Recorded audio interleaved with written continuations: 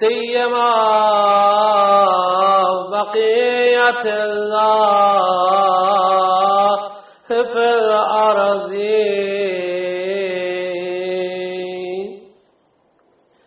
امام زماننا وولي امرنا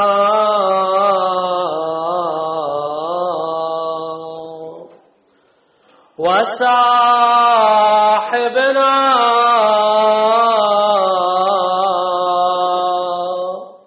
ومولانا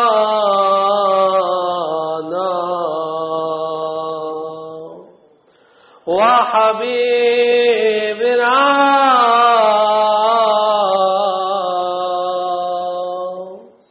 وطبيبنا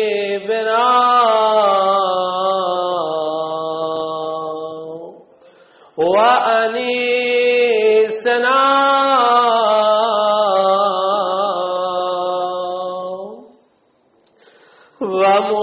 ومونسنا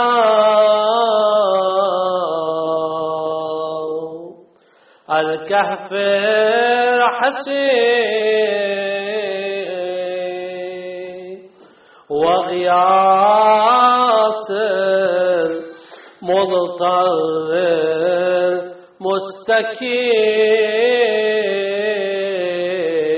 مستكين روحي وأرواح العالمين له الفداء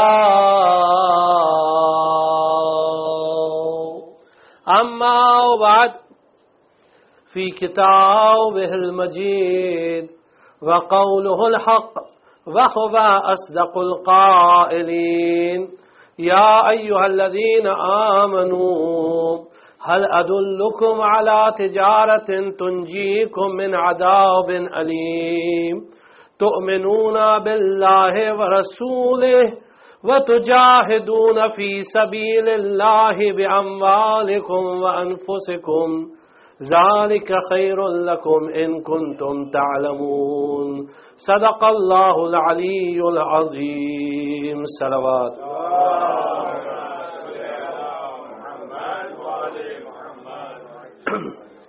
جس آیہ کریمہ کو اب ان مجلسوں کا عنوان قرار دیا ہے اس آیہ کریمہ میں اللہ تعالیٰ فرما رہا ہے اے صاحبان ایمان، اے ایمان والو، کیا میں تم کو ایک ایسی تجارت کا پتہ بتاؤں جو تمہیں دردناک عذاب سے نجات دلائے گی، ایک ایسا ٹریڈ، ایک ایسا بزنس جو تمہیں دردناک عذاب سے نجات دلائے گی۔ اور وہ کیا ہے بزنس؟ تؤمنون باللہ ورسولہ، تم اللہ اور اس کے رسول پر ایمان لاؤ، وتجاہدون فی سبیل اللہ باموالکم وانفسکم، اور اللہ کی راہ میں جہاد کرو اپنے مال سے اور اپنے نفس سے۔ اگر آپ نے آیت پر غور کیا تو خطاب ہو رہا ہے صاحبان ایمان سے، جو لوگ ایمان لا چکے ہیں، یا ایھا الذین آمنو، خطاب ان سے ہو رہا ہے، یہ ایمان لا چکے ہیں۔ لیکن اس کے آگے اللہ یہ کہہ رہا ہے کہ هل ادلکم علی تجارت، میں تم کو ایک ایسی تجارت کا پتہ بتاؤں کہ جو تمہیں دردناک عذاب سے بچائے گی۔ یہ ایمان لا چکے، ان سے کہا جا رہا ہے کہ ایسی تجارت کا پتہ بتاؤں، اور وہ کیا ہے تجارت؟ تؤمنون باللہ ورسولہ، تم اللہ اور اس کے رسول پر ایمان لاؤ۔ تم اللہ اور اس کے رسول ایمان لا چکے ہیں، اس کے بعد پھر تاکید ہو رہی ہے، یعنی اس ایمان کی تاکید ہو رہی ہے کہ وہ ایمان جو تمہارے حلق سے اتر کر تمہارے دلوں میں آ جائے، اور اس کے بعد ایسا جہاد کرو جو تمہارے مال سے ہو اور جو تمہارے نفس سے ہو۔ کل گفتگو نفس کی حقیقت پر تھی، البتہ بہت ہی مختصراً، کیونکہ جیسا ایک آبی خدمت میں عرض کیا تھا کہ یہ ایک سخت موضوع ہے اور تھوڑا ڈرائی سبجیکٹ ہے، نفس کا اتنا آسان بھی نہیں ہے۔ اور خود علامہ مجلسی رضوان اللہ تعالی علیہ نے جب بہار میں اس میں 52 حدیثیں لانے کے بعد اس کے بعد بہت طویل ڈسکشن کیا ہے کہ اس میں پھر فلاسفہ کا کیا نظریہ ہے، صوفیوں کا کیا نظریہ ہے، متکلمین کا کیا نظریہ، اور ایک تفصیلی بحث ہے، اور ظاہر سی بات ہے اس کو ایک مجلس میں 35-40 منٹ میں مکمل کرنا ممکن نہیں ہے، لیکن مختصراً صرف اتنا کہ یہ نفس وہ حقیقت انسانی ہے کہ اگر اس کو علم اور عقل کے نور سے قابو میں نہیں رکھا جائے گا تو یہ نفس انسان کو ہلاکت اور بربادی کی طرف لے جائے گا. اس لیے ضروری ہے کہ انسان علم حاصل کرے اور ہمیشہ حق کو مد نظر رکھے، کیونکہ نفس ایک ڈائریکشن میں جاتا ہے اور حق کی آواز دوسرے ڈائریکشن سے آتی ہے. حق یعنی اللہ. تو اللہ نے نفس کو پیدا کیا، لیکن یہ نفس کا مزاج سرکشی کا ہے، ریبیلیس نیچر میں، یعنی بغاوت کرتا ہے نفس جب تک کہ علم و عقل نہ ہو. اسی لیے صاحب غوالی العالی ابن جمور احسائی 9th سینچری کے ایک بہت بڑے عالم دین تھے. انہوں نے یہ غوالی العالی فقہ پر ایک کتاب لکھی ہے جو بہت ہی اہم کتاب ہے، اور یہ 4 جلدوں میں فقہ پر کتاب لکھی ہے.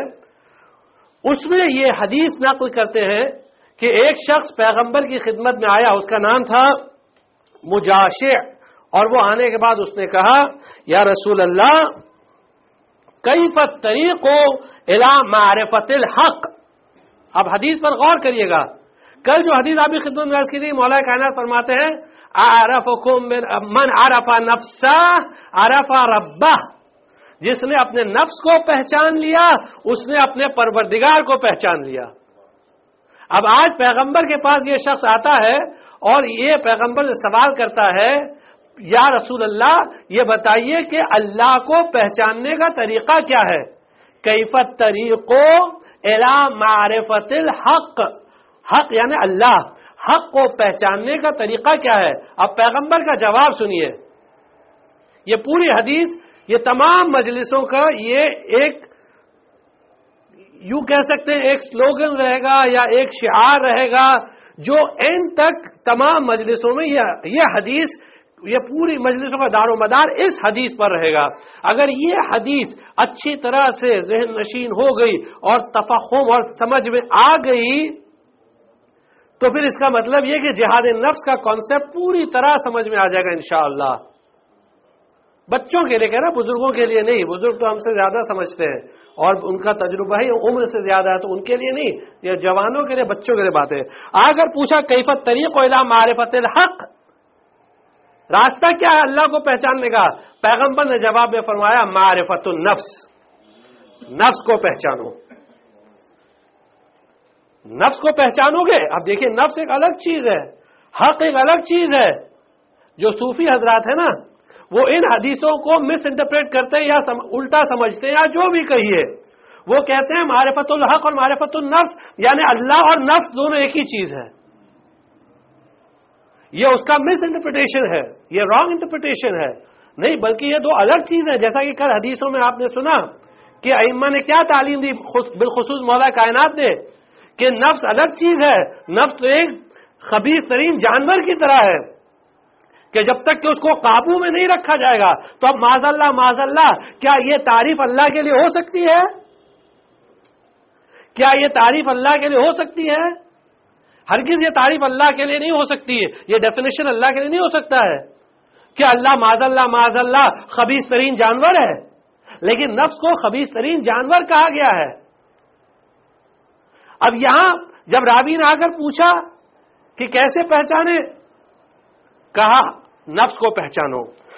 پھر راوی پڑھا لکھا آدمی تھا اور جیسا کہ روایات میں ملتا ہے حسن السؤال نصف الجواب، اچھا سوال آدھا جواب ہوتا ہے.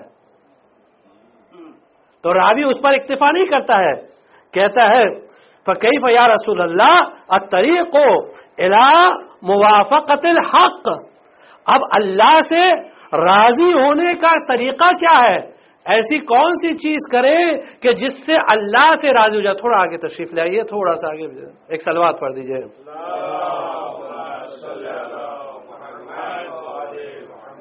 یا رسول اللہ کیف الطریق الی موافقت الحق. اب سوال پہ غور کرے گا. موافقہ یعنی اللہ سے موافق، یعنی اللہ کے موافق ہونا، جو اللہ چاہتا ہے، جو اللہ چاہتا ہے اس کام کو انجام دینا، موافقہ اس کو کہتے ہیں، یعنی ساتھ ساتھ چلنا۔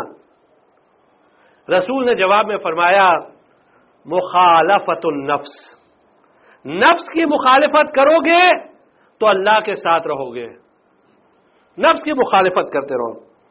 پھر اس نے سوال کیا یا رسول اللہ کیف الطریق الی رضا الحق، اللہ کی رضا حاصل کرنے کا کیا طریقہ ہے، اللہ کو کیسے راضی کر لے؟ پیغمبر نے جواب میں فرمایا کہ نفس کو ناراض کرو، سخط النفس، نفس کو ناراض کرو گے اللہ راضی ہوگا۔ یعنی نفس کہتا ہے گناہ کرو، گناہ کرو، حرام کاری کرو، نفس کہتا ہے جیسا کل آپ نے غور فرمایا امام سجاد علیہ السلام کی دعا کہ میالتن، یہ نفس مائل ہوتا ہمیشہ حرام کی طرف، ہمیشہ لہو و لعب کی طرف، ہمیشہ گناہوں کی طرف۔ تو اب نفس کی بات مت سنو، اللہ کی بات سنو، پیغمبر کی بات سنو، شریعت کی بات سنو، ائمہ کی تعلیمات پر غور کرو، جو آگے باتیں آئیں گی انشاءاللہ۔ تو پیغمبر نے فرمایا سخط النفس، نفس کو ناراض کرو اللہ اپنے آپ راضی ہو جائے گا۔ پھر اس نے پوچھا یا رسول اللہ کیف الطریق الی وصل الحق، یا رسول اللہ اللہ تک پہنچنے کا راستہ کیا ہے؟ اگر آپ اس حدیث پر غور کرتے رہیں گے تو آپ دیکھیں گے پوری حدیث میں جو صوفی طریقہ ہے اس کا پورا ریجیکشن ہے۔ اور صوفی طریقہ کیا ہے وہ بچوں کے لیے بتا دیں کہ صوفی طریقہ یہ ہے کہ ہر چیز اللہ ہے، ہر چیز اللہ ہے۔ جب سب چیز کو اللہ مان لو گے تب تم حق تک پہنچ جاؤ گے، ہر چیز کو خدا مانو۔ واستو میں تو ہر منشیہ کے بھیتر بھگوان ہوتا ہے، آپ نے سنا ہوگا۔ یہ صوفی تعلیم ہے، یہ صوفی طریقہ ہے، یہ باطل طریقہ ہے، یہ اسلام کا مخالف طریقہ ہے۔ یہاں پیغمبر سے سوال کیا گیا کہ حق سے وصل کا طریقہ کیا ہے، حق سے ملنے کا طریقہ کیا ہے؟ صوفی کہتا ہے جب نفس سے وصل ہو گیا تو حق سے وصل ہو گیا۔ یہاں پیغمبر فرماتے ہیں نفس سے فرار ہوئے تو حق سے مل گئے، نفس سے فرار ہوئے تو حق سے مل گئے۔ نفس کے وسوسوں سے دور رہو، شیطانی وسوسوں سے دور رہو تو اللہ کے خود بخود نزدیک ہوتے چلے جاؤ گے۔ اسی لیے ہر عبادت میں، ہر نماز میں، روزے میں، ہر چیز میں جو بھی کہتے ہیں تو نیت کیا کہتے ہیں؟ قربتاً الی اللہ۔ نفس کیا کہتی ہے؟ نماز مت پڑھو۔ ابھی بمبئی کے سردی کا موسم ہے، یہ سردی کی، بمبئی کی سردی کی توہین ہے، یہ انسلٹ ہے سردی کی، لیکن پھر بھی سردی کا موسم ہے بمبئی والوں کے لیے۔ اب صبح کے ٹائم، نماز کا ٹائم، کیسے اٹھے؟ نفس کہتا ہے کہ رات کو بہت تھک گئے ہو، تم کافی محنت کی ہے، ابھی اور آرام کرو، تھوڑا سو۔ یہ نفس۔ اللہ کہتا ہے حی علی خیر عمل، اللہ دعوت دے رہا ہے، ادھر مؤذن آواز دے رہا ہے، اللہ کی طرف سے آواز دے رہا ہے، نمائندگی کر رہا ہے اللہ کی، اور نفس کہہ رہا ہے سو، آرام کرو، نماز تو بعد میں بھی پڑھ سکتے ہیں، قضا بھی ممکن ہے، تصویف بعد میں، پوسٹ پون، ڈیلے، ابھی تو نماز واجب نہیں ہے، ابھی تو صرف 20 سال کے ہیں، واضح ہے، شادی نہیں ہوئی تو نماز واجب نہیں، الگ الگ معیار بن رہے ہیں، شادی کے بعد پڑھیں گے، نئے نئے مسائل آ رہے ہیں۔ یا رسول اللہ کیف الطریق الی طاعت الحق، اللہ کی اطاعت کا طریقہ کیا ہے؟ پیغمبر نے جواب میں فرمایا عصیان الحق، عصیان النفس، نفس کی نافرمانی کرو۔ یا رسول اللہ کیف الطریق الی ذکر الحق، اللہ کو کیسے یاد کروں؟ کہا اپنے نفس کو بھول جاؤ۔ غور کیا آپ نے؟ اپنے نفس کو بھول جاؤ۔ جتنے بڑے مسائل ہوتے ہیں، چھوٹے مسائل کی بات نہیں کر رہے ہیں، چھوٹے مسائل چھوٹے ہوتے ہیں، ہم بڑے مسائل کی بات کر رہے ہیں۔ جتنے بڑے مسائل ہوتے ہیں سماج میں، یہ سب ذکر نفس کی بنا پر ہوتے ہیں۔ ذکر نفس کیا ہوتا ہے؟ کل کی مجلس اگر آپ کو یاد ہو، انا، جس چیز کی طرف جو انا ہوتا ہے، جب انسان اپنے آپ کی طرف رجوع کرتا ہے تو کہتا ہے میں اپنے نفس کی طرف، تو یہ ہے انا۔ جب انا بیچ میں آتی ہے تو بڑے بڑے لوگ ٹکراتے ہیں، بڑے بڑے لوگ ٹکراتے ہیں اور چھوٹے چھوٹے مسائل ہوتے ہیں جو بڑے ہو جاتے ہیں صرف دو انسانوں کی انا کی وجہ سے. اگر دو میں سے ایک بھی خاموش ہو جائے تو مسئلہ خود بخود حل ہو جائے. اسی لیے روایات میں ملتا ہے اذا سکت الجاہل، حدیث مولا کائنات کی غور کریے گا، اذا سکت الجاہل سقط الاختلاف. دو سکت استعمال کیے لیکن ایک سکت سین کاف تے، سکت یعنی خاموش ہونا، سکوت. اگر جاہل سکوت اختیار کر لے، اگر جاہل چپ ہو جائے، سقط الاختلاف. دوسرا سقفا سین قاف کوئے یعنی گر جانا، یعنی ختم ہو جانا، یعنی اختلاف ختم ہو جائے گا. سماج میں جتنے اختلاف ہوتے ہیں وہ اس لیے ہوتے ہیں کہ جاہل اپنی رائے پیش کرنے لگتا ہے. جاہل صرف اس کو نہیں بولتے کہ جو پڑھا لکھا ہوتا ہے بھی جو کتابیں پڑھا ہو. ہاں، جاہل اسے کہتے ہیں کچھ ایسے پڑھے لکھے جاہل ہوتے ہیں کہ جو کتابیں تو پڑھے ہوتے ہیں لیکن عقل سے کام نہیں لیتے. کتابیں تو بہت ہیں. مثل الذین، سورہ جمعہ پڑھتے نا، مثل الذین حملوا التوراۃ ثم لم يحملوها کمثل الحمار يحمل اسفارا. گدھے پر آپ کتابیں لاد دیں تو بااخلاق نہیں ہو جائے گا.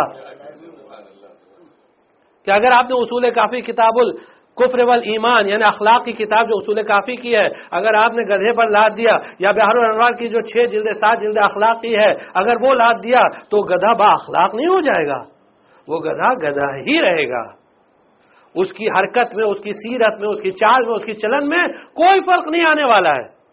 اسی لیے مولا کائنات فرماتے ہیں اذا سکت الجاہل، اگر جاہل ساکت ہو جائے، سقط الاختلاف، تمام اختلافات ختم ہو جائیں گے. تو یہاں پیغمبر فرماتے ہیں اگر نفس کو انسان بھول جائے تو اللہ کو یاد کرے گا. اپنی انا کو ختم کر دے، میں کو ختم کر دے. میں نے یہ کہا، میری رائے یہ ہے، اب کیونکہ میری رائے نہیں مانی گئی اس لیے میں اس کی مخالفت کروں گا. تو سماج میں جتنے مسائل ہوتے ہیں وہ یہ سب انا کی وجہ سے ہوتے ہیں. پھر راوی نے پوچھا کہ کیف الطریق الی قرب الحق، اللہ سے قریب ہونے کا طریقہ کیا ہے؟ پیغمبر نے فرمایا التباعد عن النفس، نفس سے دور ہو جا. پھر راوی نے پوچھا کہ حق سے انس کا طریقہ کیا ہے؟ کیف الطریق الی انس الحق، انس یعنی مانوس ہونا، یعنی فیملیئر ہونا، اکوینٹ ہونا. کیا طریقہ ہے اللہ سے فیملیئر ہونے کا؟ پیغمبر نے فرمایا الوحشت من النفس، اپنے نفس سے تو وحشت آمیز ہو جا، تو وحشت کر، تو اپنے نفس سے عاجز ہو، پریشان ہو تو اللہ سے خود بخود مانوس ہو جائے گا. اپنی انا کو چھوڑ دے. جہاں نفس نے وسوسہ کیا وہاں کہ نفس دور ہو جا، دور ہو جائیے، کیا وسوسہ کرے. لیکن وہ نفس جس میں عقل و علم ہو وہ پھر وہ نفس امارہ نہیں رہتی، پھر وہ نفس رہتی ہے جو اللہ کی تابع، اللہ کی مطیع، اللہ کی فرما بردار. اور پھر جو سب سے آخری جملہ، اب دیکھیے راوی یہاں تک آ کر رک گیا. اب اس نے سوچا کہ اب آگے کیا طریقہ ہے، یہ تو بڑے مشکل مراحل ہیں. اب راوی نے سوچا اتنا ہی اگر پورا کر لے، اگر اتنی ہی حدیث پر عمل کر لے تو اتنا کافی ہے. تو راوی نے پوچھا یا رسول اللہ فکیف الطریق الی ذالک، یہ سب کیسے حاصل کروں، اس کا طریقہ کیا ہے؟ تب پیغمبر نے فرمایا الاستعانۃ بالحق علی النفس، اللہ سے مدد مانگتا رہے اپنے نفس کے خلاف. ایک صلوات پڑھ دیجئے.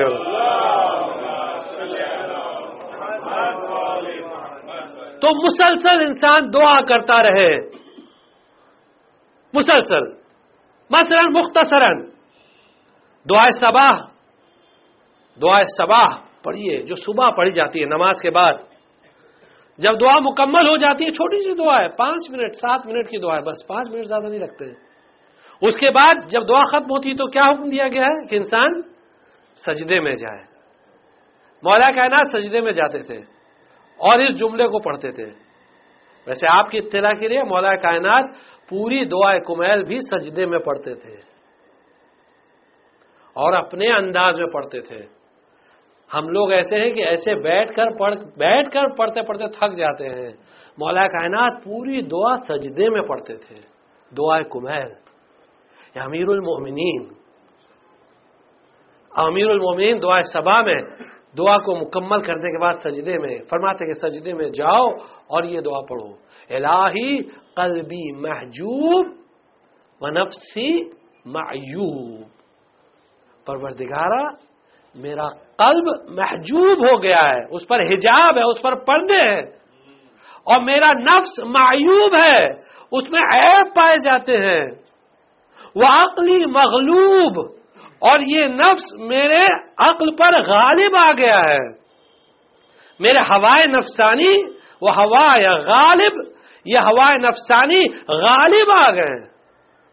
وطاعتی قلیل و معصیتی کثیر، میری اطاعت بہت کم ہے اور میری معصیت، میرے گناہ بہت زیادہ ہے. ولسانی مقر بذنوب، اور میری زبان اقرار کر رہی ہے تمام گناہوں کا، جو گناہ میں نے کیے. فکیف حیلتی، کیا میرے لیے طریقہ ہے، کیا نجات کا راستہ ہے. یا ستار العیوب، اے گناہوں کو چھپانے والے. پڑھیے، دعاؤں کو پڑھیے، اس کو اپنا ایک طریقہ زندگی بنائیے. تو جہاد نفس بہت امپورٹنٹ ہے. اب آپ نے غور کیا کہ نفس اس حقیقت کا نام ہے. دراصل انسان کی حقیقت 3 حصوں میں تقسیم ہے اور تینوں حقیقتیں ہیں. ایک کو کہتے ہیں نفس، ایک کو کہتے ہیں روح، اور ایک کو کہتے ہیں جسم. یہ 3 حقیقتیں ہیں انسان کی، نفس، روح، جسم.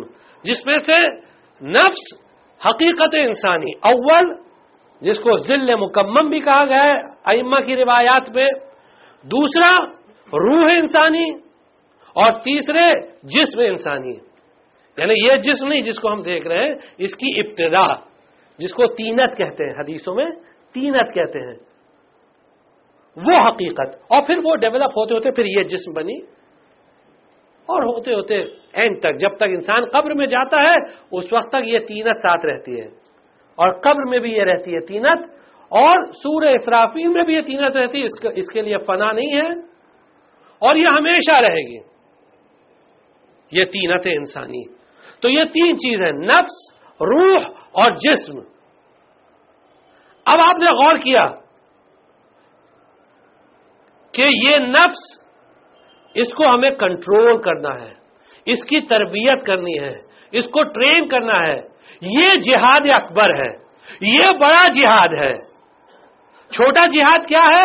جو میدان جنگ میں جانا، لڑنا، دشمنان دین کے خلاف، وہ لوگ جو دین پر حملہ کرتے ہیں، وہ لوگ جو مسلمانوں پر حملہ کرتے ہیں، اسے جہاد اصغر کہتے ہیں، چھوٹا جہاد. اس کے بارے میں کچھ باتیں بیان کر دینا ضروری ہے. وہ بھی جہاد ہے، وہ بھی جہاد ہے. لیکن آج کے دور میں، جس دور میں امام وقت، ہمارے امام زمانہ عجل اللہ تعالی فرجہ الشریف،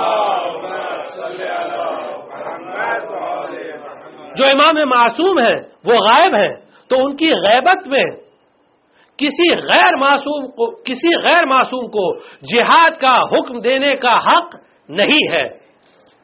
یہ بڑی اہم بات ہے، اور یہ مسئلہ صرف ہماری فقہ سے مخصوص ہے. کسی غیر معصوم کو جہاد کا حکم دینے کا حق نہیں ہے.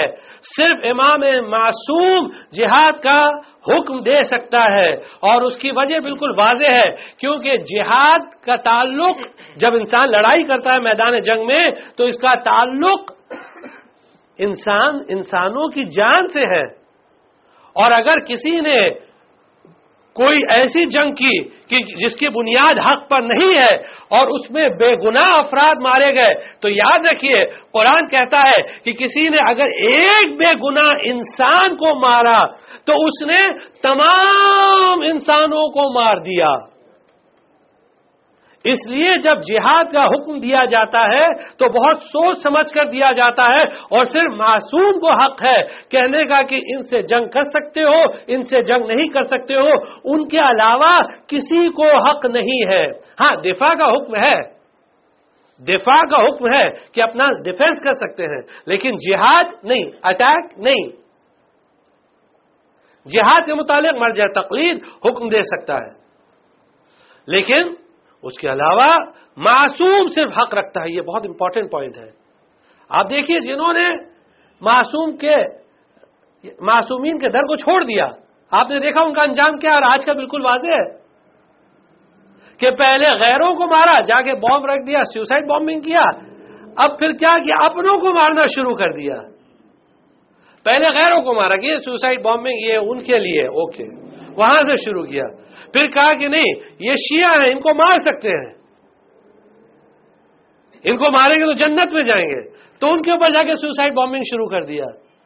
اب آج دیکھیے کہ کہا کہ نہیں اس میں بے گناہ بھی مارے جائیں تو کوئی حرج نہیں ہے۔ جہاد میں یہ چلتا ہے، جہاد میں کچھ بے گناہ افراد تو مارے ہی جاتے ہیں، کوئی مسئلہ نہیں ہے، چاہے ہم ہی کیوں نہ مار دیں۔ یہ کون سا اسلام ہے، یہ کون سی فقہ ہے؟ یہ اس لیے کیونکہ در اہل بیت کو چھوڑ دیا۔ جو در اہل بیت کو چھوڑے گا، جس نے کسی اور ولی امر کو قبول کیا، ولی امر معصوم کو چھوڑ کر، یقیناً وہ گمراہ ہوگا۔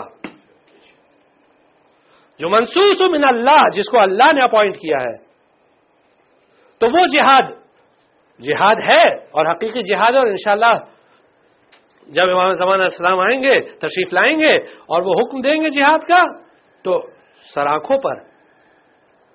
اور پیغمبر کے زمانے میں یہی ہوتا تھا۔ روایت میں ملتا ہے وسائل الشیعہ میں جلد 11 پرانے ایڈیشن کی جلد 11 میں روایت ہے کہ پیغمبر نے ایک دستے سے کہا، ایک گروپ سے کہا، جاؤ فلاں جگہ کفار کا مجمع ہے اور وہ مسلمانوں پر حملہ کرنا چاہتے ہیں، جاؤ تو ان پر حملہ کرو، جس کو سریہ کہتے ہیں۔ پیغمبر کی جنگ 2 طریقے کی ہوا کرتی تھی، ایک کو کہتے ہیں سریہ، ایک کو کہتے ہیں غزوہ۔ پیغمبر نے ان لوگوں سے کہا کہ جاؤ، یہ جب گروپ جاتا تھا اس کو سریہ کہتے ہیں، جاؤ جا کر جنگ کر کے آؤ۔ یہ گروپ گیا جو بہادروں کا دستہ تھا، یہ ان میں سے نہیں تھے جو بھاگ کر میدان جنگ چھوڑ کے بھاگتے تھے نا، یہ نہیں تھے، بہادر تھے۔ یہ گئے، لڑ کر آئے، ان کو شکست دے کر آئے، واپس آئے۔ پیغمبر نے ان کا استقبال کیا، پیغمبر استقبال کے لیے کھڑے تھے۔ یعنی ہر آدمی جو مجاہد ہوتا ہے، پیغمبر اور دیگر معصومین اس کا استقبال کرتے ہیں، چاہے وہ جہاد کرے یا یہ جہاد کرے، جہاد اکبر یا جہاد اصغر، پیغمبر استقبال کے لیے کھڑے ہیں۔ پیغمبر نے کہا مرحبا بکم، مرحبا، ویلکم، استقبال کرے پیغمبر، ویلکم، آئیے، تم کامیاب ہوئے جہاد اصغر میں، اب جہاد اکبر میں لگ جاؤ۔ یہ لڑنے والے تھے، پیغمبر سے قریب تھے، اسلام سے واقف تھے، قرآن سے واقف تھے۔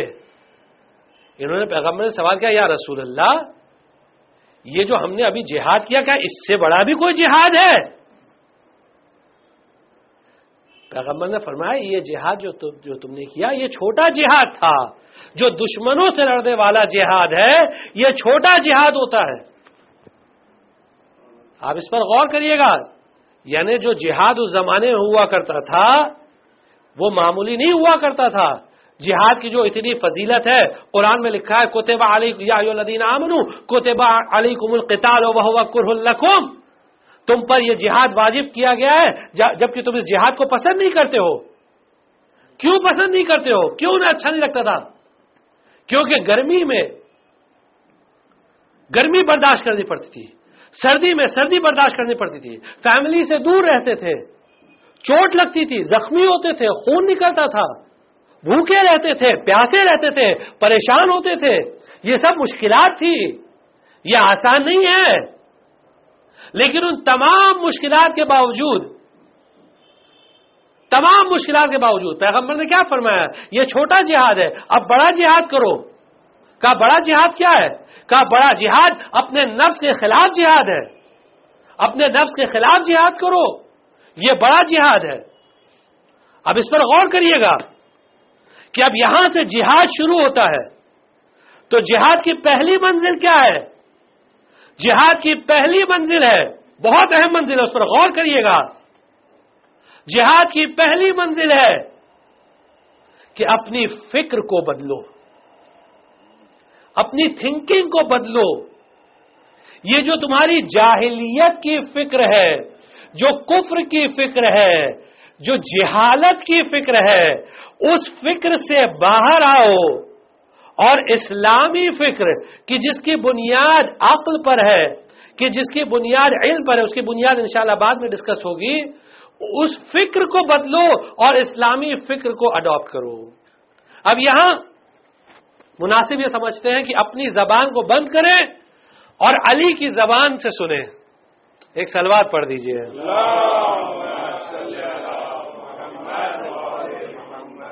اب سنیے علی ابن ابی طالب علیہ الصلوۃ والسلام کیا فرماتے ہیں.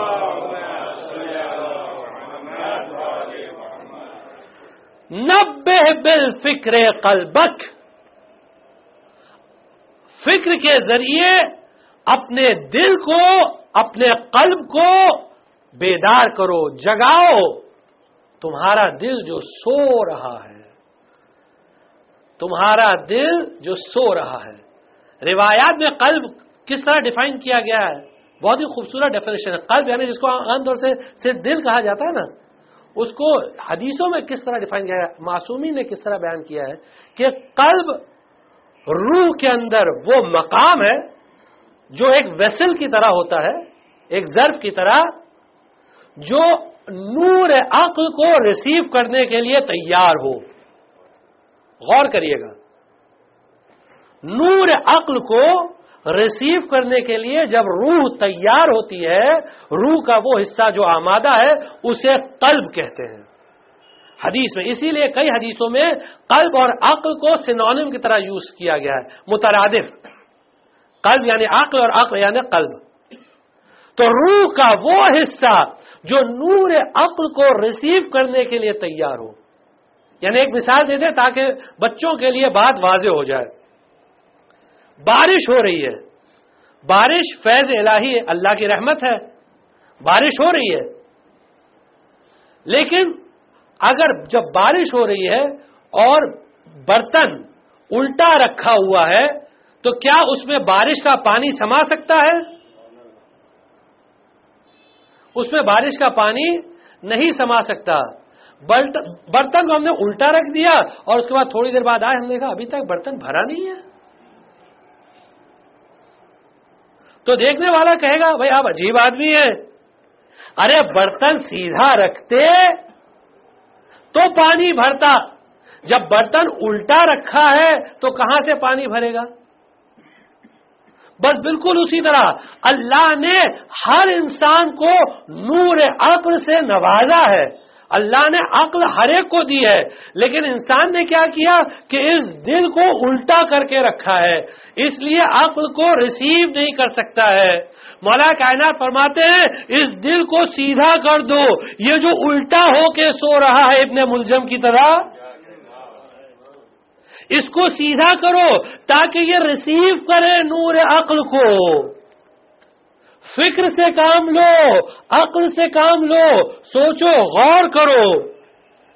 اس کے بعد فرماتے ہیں افکر، فکر کرو تو فقہ. غور کریے، افکر تو فقہ، فکر کرو تاکہ ہوش میں آؤ. یہ جو تم بے ہوشی کے عالم میں ہو، یہ مستی کے عالم میں ہو، جو نشے میں چور ہو، اس نشے کو نکالو فکر کے ذریعے. افکر تو فقہ، یعنی عربی کا لفظ جو اردو میں بھی استعمال ہوتا ہے افاقہ.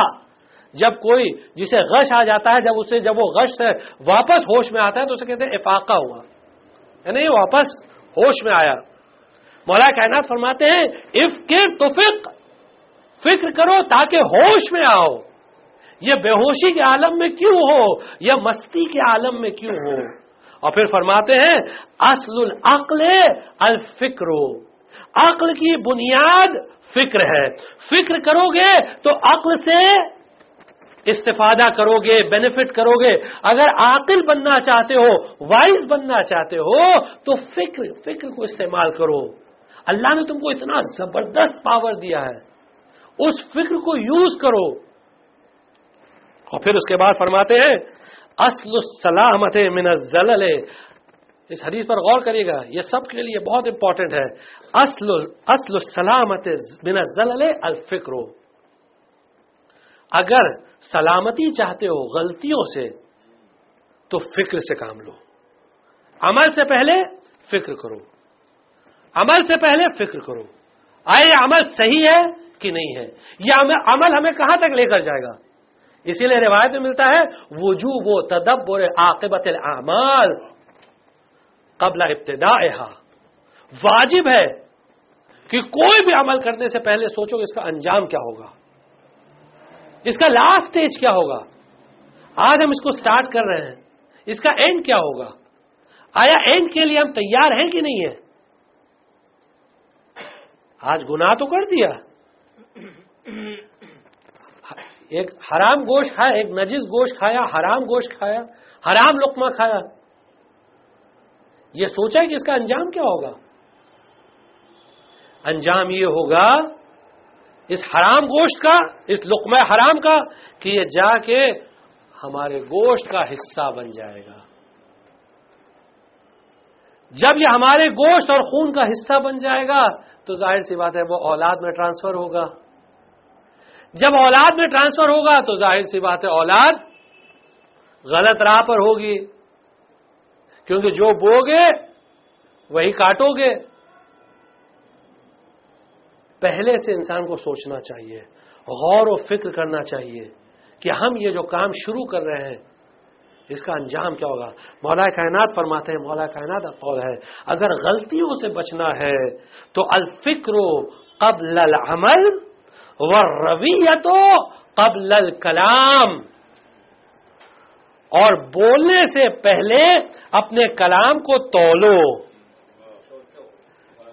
اس کو ناپو. دیکھو یہ کیا بولنے ہم جا رہے ہیں، اس کا اثر کیا ہوگا. رویہ یعنی تولنا. ابھی ہم یہ جو ایک لفظ ادا کرنے جا رہے ہیں، یہ لفظ کا اثر کہاں تک پہنچے گا. آیا ایسا تو نہیں کہ لفظ یہ جو جملہ ہم ادا کرنے جا رہے ہیں اس سے کہیں فساد ہو، کہیں جھگڑا ہو، کہیں فتنہ ہو، کہیں کچھ لوگ گمراہ ہو جائیں. غور کیا ہے اس پر. مولا کائنات فرماتے ہیں الرویۃ قبل الکلام. غور و فکر کرو، توڑو اپنے کلام کو، دیکھو کیا بول رہے ہو اور سننے والے میں کتنی استعداد ہے، کتنی استطاعت ہے، کتنی کیپیسٹی ہے. انا معاشر الانبیاء، پیغمبر کی حدیث ہے، انا معاشر الانبیاء نکلم الناس علی قدر عقولہم. ہم انبیاء کی سنت یہ ہے کہ جب لوگوں سے گفتگو کرتے ہیں ان کی عقل کے حساب سے گفتگو کرتے ہیں. کیا ان کا لیول ہے اس حساب سے گفتگو کرتے ہیں. اسی لیے پیغمبر نے کبھی کنہ عقل سے گفتگو کسی سے نہیں کی سوائے علی ابن ابی طالب علیہ الصلوۃ والسلام. کسی سے گفتگو نہیں کی، صرف علی ابن ابی طالب سے کنہ عقل سے پورے اپنے علم کو ٹرانسفر کیا، کیونکہ صرف وہی تھے، صرف مولا کائنات کی ذات تھی کہ جو علم انبیاء کی حامل تھی. اور علم انبیاء یعنی ہر نبی کا علم نہیں، ہر نبی نہیں، پیغمبر کا علم. ورنہ وہ خضر جو موسیٰ کو پڑھانے آئے تھے، وہ جب خانہ کعبہ میں داخل ہوئے اور مولا کائنات خانہ کعبہ میں سلمان کے بازوؤں پر ٹیکا دے کر بیٹھے ہوئے تھے اور امام حسن علیہ السلام بالکل کمسن تھے، تو خضر نے آ کر سوال کیا، اور خضر کو کسی نے نہیں پہچانا. خضر نے آ کر سوال کیا، یا امیر المومنین 3 سوال آپ سے کرنا چاہتا ہوں. 3 سوال ہیں، اگر 3 سوال کا آپ جواب دے دیں میں مطمئن ہو جاؤں گا. 3 سوال بڑے مشکل سوال کیے، بڑے مشکل. جو آج کے زمانے میں اگر آپ کسی سے پوچھیں تو وہ جواب نہیں دے سکتا. آج کے زمانے میں ہم 1400 سال پرانی بات نہیں کر رہے ہیں. آج اگر آپ کسی سے پوچھیں کہ ان تینوں سوالوں کے جواب کیا ہیں تو کوئی جواب نہیں دے سکتا. علی نے کہا کہ حسن سے پوچھو، حسن جواب دیں گے. جب تینوں سوال مکمل ہو گئے کہا حسن. امام حسن علیہ السلام نے جواب دینا شروع کیا. جب جواب دے دیا، جواب مکمل ہو گیا، جب جواب مکمل ہو گیا تب جناب خضر اٹھ کر چلے گئے. تو جناب سلمان جن کے علم کے بارے میں آپ جانتے ہیں کیا علم تھا ان کا، ایمان کے 10ویں درجے پر فائز تھے. پوچھا یا امیر المومنین من ہو، یہ کون تھا جس نے اس طرح کے سوال پوچھے اور اس طرح کے حسن نے جواب دیے. کہا جا کر دیکھ کر آؤ، ڈھونڈ کر آؤ. سلمان اٹھ کر بھاگ کر گئے ڈھونڈنے کے لیے. گئے ڈھونڈے، کہیں ملے، واپس آ گئے. وہ تو غائب ہو گئے. کہا وہ میرے بھائی خضر تھے. تو تمام انبیاء کا علم نہیں، پیغمبر اکرم صلی اللہ علیہ وآلہ وسلم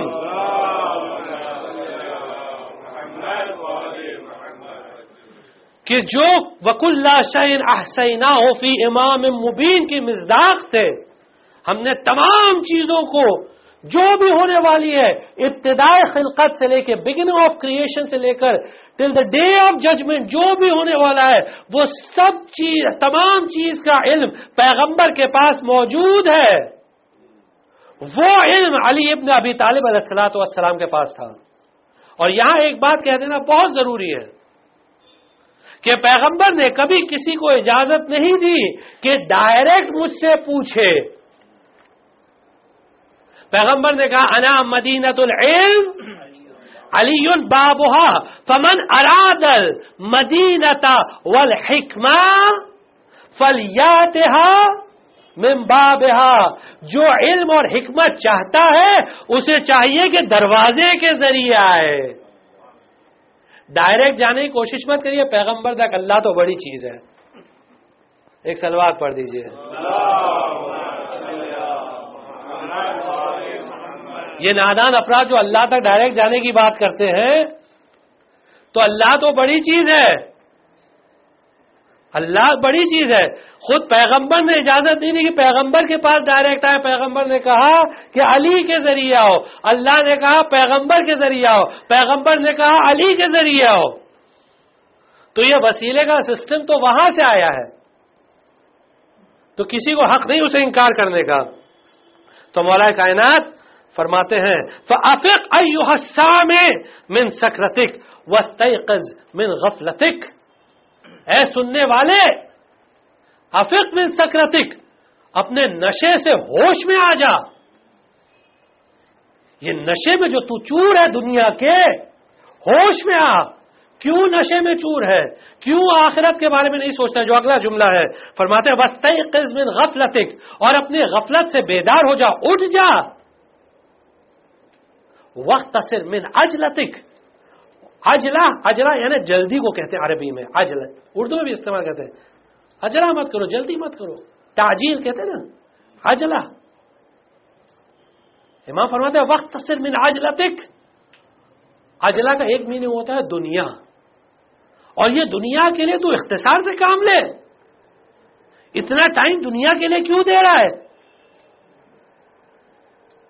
اپنے سے پہلے والوں کو نہیں دیکھا؟ تجھ سے پہلے جو گزر چکے ہیں، جنہوں نے دنیا کو آباد کی، کیا لے کر گئے ساتھ میں؟ 1000 محل بنایا، 1000 شہر آباد کیا. حضرت موسیٰ گئے، حضرت داؤد پہاڑ پر گئے، جناب پیغمبر حزقیل وہاں ملے، پہاڑ پر بیٹھے. حضرت موسیٰ نے پوچھا، حضرت داؤد نے، اللہ نے حضرت داؤد کو بھیجا کہ جاؤ وہاں. اللہ کی یہ سیرت تھی، اللہ کی یہ سنت تھی کہ اپنے نبیوں کو بھیجا کرتا تھا، جاؤ سیکھو دوسرے نبی سے. یہ بڑے نبی ہیں، صاحب کتاب ہیں، زبور والے ہیں، لیکن کہا جاؤ سیکھ کر آؤ. تو کبھی کسی چھوٹے سے سیکھنے میں شرم نہیں کرنا چاہیے. اللہ نے یہ سیرت اب اپنائی تھی، یہ سنت اللہ کی تھی. جب گئے تو وہاں دیکھا بیٹھے ہوئے ہیں غار کے اندر، کیف کے اندر بیٹھے ہوئے ہیں پیغمبر حضرت حزقیل. حضرت داؤد نے کہا یہاں کیا کر رہے بھائی؟ کہا عبرت لے رہا ہوں، سبق لے رہا ہوں. کہا کس سے؟ کہا یہ جو منڈی دکھ رہی ہے یہ بادشاہ کی منڈی ہے. کون سا بادشاہ؟ کہ یہ اوروی بادشاہ تھا، اس کی منڈی ہے.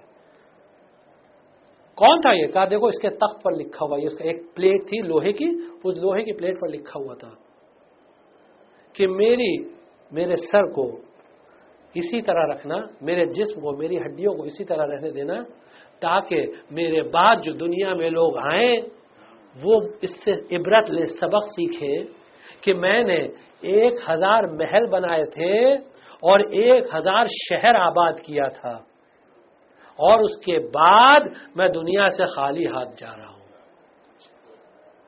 یہ لوہے پر لکھا جائے.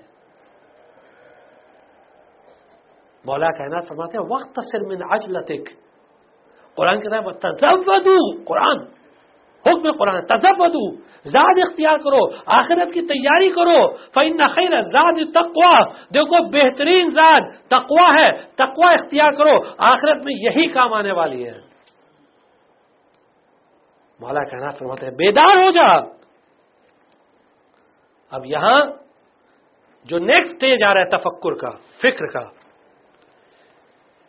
یہ بالخصوص جو ڈسکشن کا انتخاب کیا یہ اسٹوڈنٹس کے لیے، وہ بچے جو پڑھ رہے ہیں اور کس طرح ان کو زندگی میں ترقی اگر کرنا ہے تو کس طرح ترقی کریں، وہ سب اہل بیت نے بتایا ہے. ساری تعلیمات اہل بیت کے یہاں موجود ہے. جو اسکالر جن کو اور آگے بڑھنا ہے ان کے لیے کس طرح آگے بڑھنا ہے. دیکھیے علی ابن ابی طالب علیہ الصلوۃ والسلام کے در پر آئیے،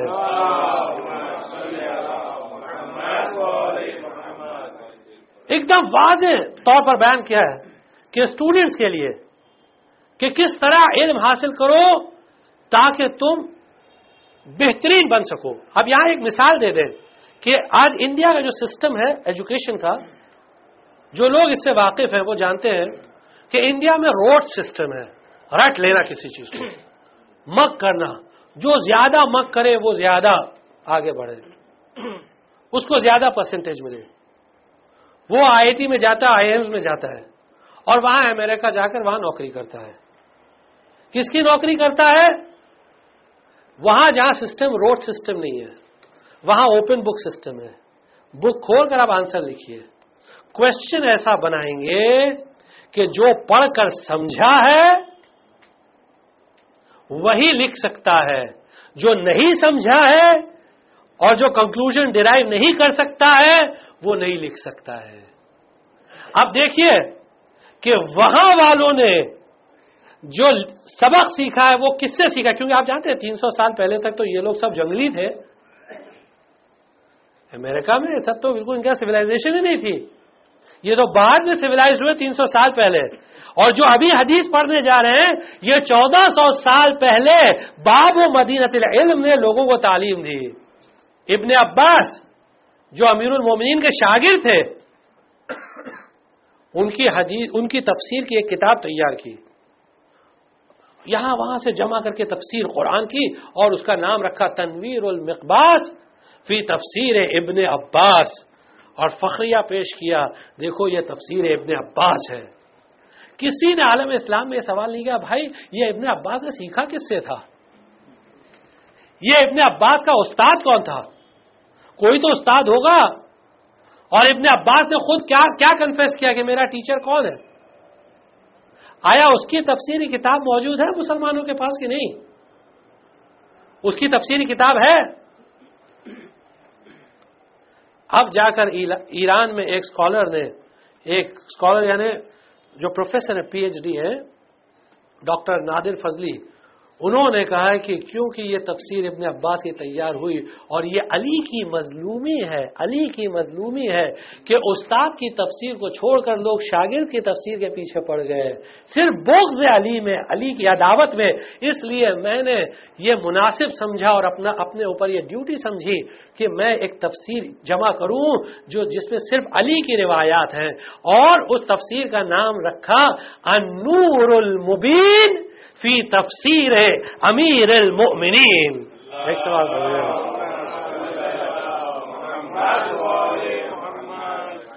اس تفسیر ابن عباس کی تفسیر کا نام کیا تھا؟ تنویر المقباس۔ تنویر المقباس یعنی جو ایکسٹریکٹ کیا گیا ہو، نور سے ایکسٹریکٹ کیا گیا، اس نے رکھا تھا۔ تو انہوں نے تفسیر کا نام کیا رکھا؟ النور المبین، واضح نور، کہ جس سے وہ تفسیر ایکسٹریکٹ کی گئی ہے، جبکہ ابن عباس علی کے علم کے سمندر کی صرف ایک نمی تک بھی نہیں پہنچے تھے۔ قطرہ تو دور کی بات ہے، نمی اس کی جو تری ہوتی، تراوٹ ہوتی نا، وہ بھی ابن عباس کے ماتھے تک نہیں آئی تھی۔ وہ علی کا علم تھا، اور یہ مبالغے سے کام نہیں کر رہے، بڑھا چڑھا کے بات نہیں کر رہے۔ آپ یقین جانیے ایک ایک بات، ایک ایک جملہ جو بڑھ رہی ہے ائمہ معصومین علیہ السلام کی تعلیمات کی روشنی میں۔ اب یہاں مولا کائنات کی تعلیم سن لیجئے اسٹوڈنٹس کے لیے، اور بات یہاں تمام کریں گے اسٹوڈنٹس کے لیے۔ مولا کائنات فرماتے ہیں فضل و فکر و تفہم انجع من فضل تکرار و دراست۔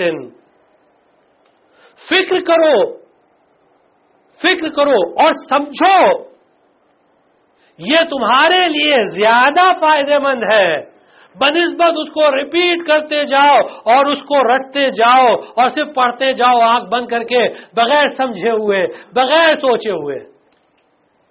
فکر کرو، سمجھو کیا پڑھ رہے ہو۔ اور پھر اس کے بعد فرماتے ہیں من اکثر الفکر فیما تعلم اتقن علمہ۔ جو انسان، جو اسٹوڈنٹ اگر جو پڑھ رہا ہے، اگر اس پر فکر کرے، غور کرے کہ کیا پڑھ رہا ہے، تو اس کی نالج بہت اچھی ہوگی، اس کی نالج بہت اچھی ہوگی، اور وہ ان چیزوں کو سمجھے گا جو اب تک نہیں سمجھا ہے، جو اب تک بات اس کے سمجھ میں نہیں آئی ہے، وہ ان باتوں کو سمجھے گا۔ یہ فکر بڑی اہمیت کی حامل ہے۔ اب انشاءاللہ کل آپ کی خدمت میں عرض کریں گے کہ یہ فکر کا طریقہ کیا ہے، اس کی روش کیا ہے، اس کا ائمہ معصومین علیہ السلام نے کیا تعلیم دی ہے کہ کس طرح اس فکر کو اپنایا جائے۔ اب آپ دیکھیے دو طرح کے لوگ ہوتے ہیں، ایک وہ جو قرآن کو رٹتے ہیں، حفظ کرو حفظ کرو حفظ کرو، بس حافظ بنو، ان کے یہاں زور دیا جاتا ہے۔ یہ یاد رہے کہ ہمارے یہاں بھی بڑی روایات ہیں، بڑی اہمیت ہے حفظ کی، بہت زیادہ اہمیت ہے حفظ کی،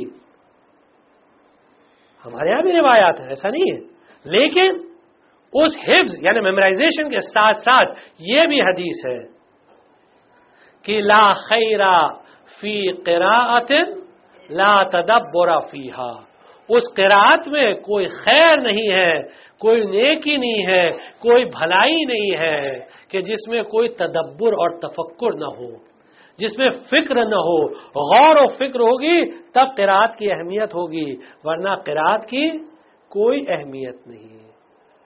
اور آپ نے اسی لیے غور کیا کہ کربلا کے میدان میں جو آئے تھے امام حسین علیہ السلام کے مقابلے میں، ان میں قاری بھی تھے، حافظ بھی تھے، محدثین بھی تھے، لوگ تھے۔ اور جب یہ قافلہ چلا ہے اور کوفے میں داخل ہوا ہے تو وہاں صحابہ بھی تھے، تابعین بھی تھے، حفاظ بھی تھے، محدثین بھی تھے، سب تھے۔ اور یہ مقتل کے جملے ہیں کہ جب اہل بیت کو کوفہ کے بازاروں میں لایا جا رہا تھا، اس وقت وہاں بازار میں دو صحابی موجود تھے، ایک کا نام تھا زید ابن ارقم اور دوسرے کا نام تھا سہل ابن سعد. جب ان لوگوں نے دیکھا کہ بازار سجایا جا رہا اور اعلان ہو رہا، اے کوفیوں باہر آؤ، علی و فاطمہ کی بیٹیاں لائی جا رہی ہیں، تماشے قیدی لائے جا رہے ہیں، تماشے کے لیے قیدی لائے جا رہے ہیں. جیسے ہی سہل ابن سعد نے یہ سنا تو اس نے کہا، اے مسلمانوں یہ کیا غضب کر رہے ہو، یہ کیا کر رہے ہو تم قیدیوں کا تماشا دیکھنے آئے ہو. ابھی تک سہل ابن سعد کو نہیں معلوم تھا کہ یہ کون قیدی ہے. تو سہل ابن سعد نے کہا، یہ کس کا تم کیوں تماشا دیکھنے آ رہے ہو؟ میں نے پیغمبر سے حدیث سنی ہے کہ اے مسلمانوں دیکھو کبھی قیدیوں کا تماشا نہ کرنا، اور اگر کبھی قیدیوں کو تمہارے سامنے لایا جائے تو ان کا تماشا دیکھنے نہ جانا. اب پیغمبر یہ تو نہیں کہہ سکتے تھے، اے مسلمانوں جب میری بیٹیوں کو قیدی بنا کر لایا جائے تو ان کا تماشا دیکھنے نہ جانا. سہل ابن سعد کہتا ہے کہ میں آیا اور میں نے دیکھا کہ عجیب عجیب سر ہے، اتنے نورانی چہرے، ایسا لگتا ہے یہ کسی نورانی خاندان سے ہے. ارے یہ تو وہ سر ہے جو قرآن کی تلاوت کر رہے تھے. زید ابن ارقم کہتے ہیں کہ میں نے دیکھا کہ ایک سر تھا جو سب سے زیادہ نورانی تھا اور وہ سورہ کہف کی تلاوت کر رہا تھا. جب میں نے غور کیا، ارے یہ حسین ابن علی کا سر تھا، یہ حسین ابن علی کا سر تھا اور وہ سورہ کہف کی تلاوت کر رہا تھا کہ یقیناً اصحاب کہف کی آیات، اصحاب کہف کی داستان یہ ہماری آیات عجیبہ میں سے ہے، یہ ہماری عجیب نشانیوں میں سے ہے. زید ابن ارقم نے جب سر حسین کو دیکھا کہا، یا ابن رسول اللہ، ارے یہ آپ کا سر، یہ تو اصحاب کہف سے بڑی آیت ہے، یہ تو بڑی نشانی ہے. مسلم جساس کہتا ہے کہ میں کوفے میں اپنے کاروبار میں مصروف تھا کہ ایک مرتبہ ڈھول تاشے کی آواز آئی. میں نے پوچھا یہ کس طرح کا شور و غل ہے؟ کسی نے کہا ارے قیدی لائے جا رہے ہیں. تو میں نے سوچا کہ جا کر دیکھوں یہ کون سے قیدی ہیں. تو میں نے دیکھا کہ قافلہ چلا آ رہا ہے جس میں کچھ سر جو ہے وہ نیزوں پر بلند ہے. میں نے خولی سے پوچھا، اے خولی یہ کس کے سر بلند ہے؟ کہا اس نے جواب دیا کہ ہمیں گفتگو کرنے کی اجازت نہیں ہے، پیچھے قافلہ سالار آ رہا ہے تو اس سے پوچھ لے، وہ قافلے کا سالار ہے. تو کہا میں کیسے پہچانوں قافلے سالار کو؟ کہا دیکھ جس کے ہاتھوں میں ہتھکڑیاں ہوں اور پیروں میں بیڑیاں ہوں اور گلے میں اگر توق پڑا ہو وہی قافلے سالار ہے. مسلم جساس کہتا ہے کہ میں نے دیکھا کہ ایک جوان چلا رہا ہے، اس کے ہاتھ میں مہار ہے اونٹ کی اور اس کے ہاتھوں میں ہتھکڑیاں، پیروں میں بیڑیاں اور گلے میں خاردار توق. میں نے پوچھا کہ ارے آپ کون ہیں؟ آپ اپنی شناخت کروائیے، میں آپ کے بارے میں جاننا چاہتا ہوں. اس جوان نے کہا دیکھ ہمیں گفتگو کی اجازت نہیں ہے، بس مختصراً اتنا سن لے، انا علی ابن الحسین ابن علی ابن ابی طالب، میں علی ابن حسین ابن علی ابن ابی طالب ہوں. کہا کیا کہا؟ انتا زین العابدین، کیا آپ زین العابدین ہیں؟ کہا میں زین العابدین ہوں. بس ایک مرتبہ اس نے اپنا منہ پیٹا، کہا مولا یہ آپ کی کیا کیفیت ہے، یہ کیا حالت ہے؟ میں نے سنا تو تھا کہ کربلا میں اہل حرم آئے ہوئے ہیں، اہل بیت آئے ہوئے ہیں، لیکن مجھے یہ نہیں معلوم تھا کہ اہل بیت کی یہ کیفیت ہو اور یہ میرے آقا اور مولا کے ساتھ یہ سلوک ہو. مولا میں آپ کا چاہنے والا ہوں، اگر آپ کو کسی چیز کی ضرورت ہو تو بتائیے. تو امام نے فرمایا کہ ٹھیک ہے، اب تو کہہ رہا ہے تو میں تھوڑی دیر رک جا، میں اپنی پھوپھی سے پوچھ لوں. بس مسلم نے یہی کہا، یہی سنا کہ امام نے ایک ہاتھ پر اپنا منہ پیٹ لیا ارے شہزادی زینب، شہزادی زینب، مسلم نے سر پیٹ لیا. کہا امام نے جناب زینب سے آ کر پوچھا کہ پھوپھی اماں، ایک ہمارا چاہنے والا یہاں ہے اور وہ پوچھ رہا ہے کہ اگر کسی چیز کو ضرورت ہو تو بتائیے. جناب زینب نے کہا کہ اس کو ہمارا سلام کہنا اور اس سے کہنا کہ ہمیں کسی چیز کی ضرورت نہیں ہے، بس بازار ابھی آنے ہی والا ہے تو چند چادریں فراہم کر دے تاکہ جب ہم بازار میں جائیں تو اپنے چہروں کو ڈھک لیں، اپنے منہ کو چھپا لیں، اپنے بالوں کو چھپا لیں. وَسَيَعْلَمُ الَّذِينَ ظَلَمُوا أَيَّ مُنقَلِبٍ يَنقَلِبُونَ أَلَا لَعْنَةُ اللَّهِ عَلَى الْقَوْمِ الظَّالِمِينَ إِنَّا لِلَّهِ وَإِنَّا إِلَيْهِ راجعون. رضم بقضاء تسلیما لأمره لا معبود سواه. پروردگار امام زمان السلام کے ظہور میں تعجیل فرما. پروردگار امام زمان السلام کے ظہور میں تعجیل فرما. ہم کو ان کے احوان و انصار میں شمار فرما. پروردگار ہم کو دنیا میں زیارت حسین اور آخرت میں شفاعت حسین سے مشرف فرما. پروردگارہ جو لوگ پریشان حال ہیں ان کی پریشانیوں کو دور فرما. پروردگارہ جو لوگ بے روزگار ہیں ان کو تو روزی عطا فرما. پروردگارہ جو لا ولد ہیں ان کو اولاد نیک اور صالح عطا فرما. پروردگارہ جو مریض ہیں ان کو شفاء کامل و عاجل عطا فرما. پروردگارہ ہم کو دنیا میں زیارت حسین اور آخرت میں شفاعت حسین سے مشرف فرما. آخر دعوانا الحمدللہ رب العالمین.